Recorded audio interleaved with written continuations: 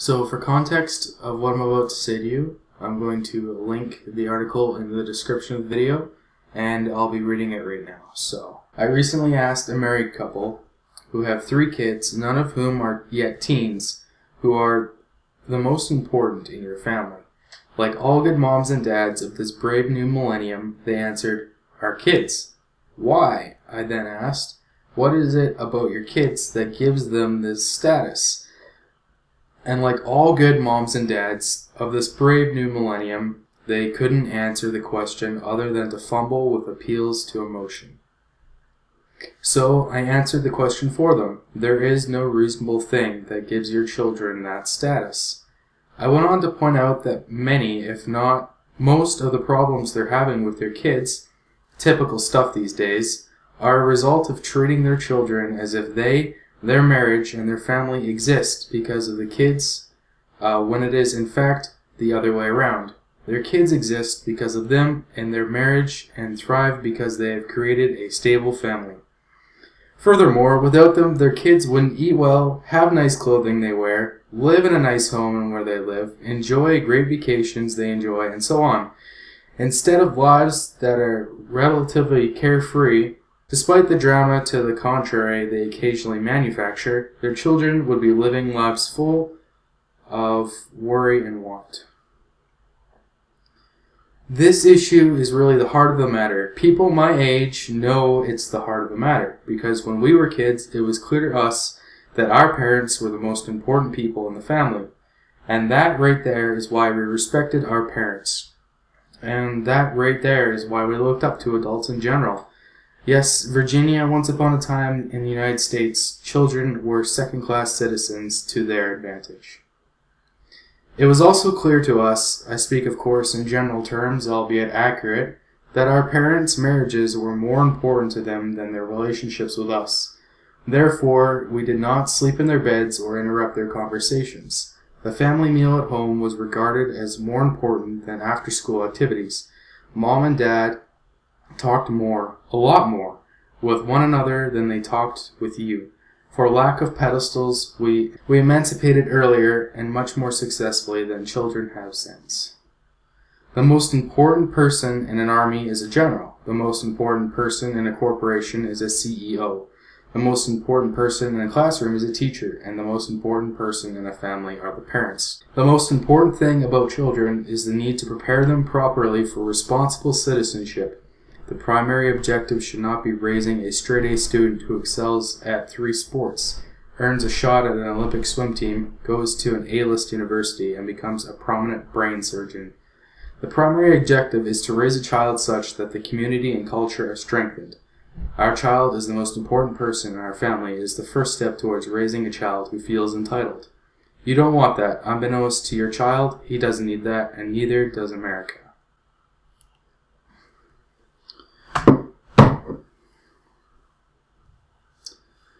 So I really think John Rosemond is onto something with this article, but a lot of what he said I don't agree with. So let's start off talking about some entitlements and rights. The definition of entitlement is the fact of having rights to something, the amount to which a person has a right, or the inherent belief that one is deserving of special privileges or treatments. So, is entitlement bad? No. Actually, everyone is entitled to basic human rights. Children are not adults, and they shouldn't have to worry about the basic necessities of life. In fact, children do specifically get privileges as children. For example, under Article 25, under the United Nations Declarations of Human Rights, it states that motherhood and childhood are entitled to special care and assistance. All children, whether born out of wedlock or in it, shall enjoy social protection. So the truth is, children are in fact entitled, and this is a good thing. Just because someone is a child doesn't mean they aren't a person. But they aren't necessarily mature enough to handle complex situations, and thus it would be unfair and perhaps cruel to force them to do such things. An example of this would be the Industrial Revolution, or factories in developing countries today that use children as cheap labor. They work long hours in a possibly toxic work environment, and perhaps they're even exposed to dangerous chemicals or equipment. Children should not be forced to do this under any circumstance, and the governments today that have allowed children or haven't changed to allow children the rights to avoid this kind of situation are pretty much disgusting. John says that without parents, kids wouldn't eat well, wouldn't have a house, wouldn't have decent clothing, etc. And that children's lives are free of worry because of their parents. And this is why parents are the most important part of the family. While this is true to some extent, the children don't owe the parents anything because of this. And it doesn't necessarily mean that the parents are the most important part of the family. This is because the basic human rights that the parents are providing for the child are also stated under the Article 25 of the United Nations, including everyone has the right to a standard of living adequate for the health and well-being of himself and his family, including food, clothing, housing, and medical care and necessary social services, and the right to security in the event of unemployment, sickness, disability, widowhood, old age, or the lack of livelihood in circumstances beyond his control. And children are entitled to this kind of treatment. They have a right to be fed and to be clothed and to sleep in a bed. In fact, children have just as much right to this as their parents do. This doesn't make the parents more important than the children in this situation. Children are expected to be treated this way. And if the parents were unable, then another organization or guardian would step up and accept their responsibility. Children can exist without proper parents, but a parent can't exist without a child, because a parent without a child is not a parent, just another person. When John Rosemond says, people my age know it's the heart of the matter, because when we were kids, it was clear to us that our parents were the most important people in our families. This is an appeal to the masses. John is appealing to his generation as evidence, and it's a fallacy. John also states that for lack of pedestals, we emancipated earlier and much more successfully than children have since. This statement is an appeal to authority. John has not provided evidence to support this, and as far as is listed, he is a psychologist, not a sociologist. So his testimony is not enough to support this claim.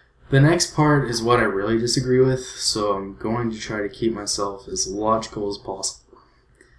The most important thing about children is the need to properly prepare them for responsible citizenship. Children are more than potential future citizens, Mr. Rosemond. There is more to a person than their ability to pay taxes, vote, and work.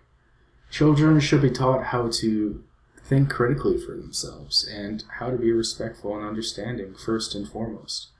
It doesn't matter how good a citizen is, a good citizen can still be disrespectful and hateful. In today's world, with communication, interconnectedness, and technology being as prominent as it is in our society, a will to understand other people and to make one's own opinion will likely be what drives success.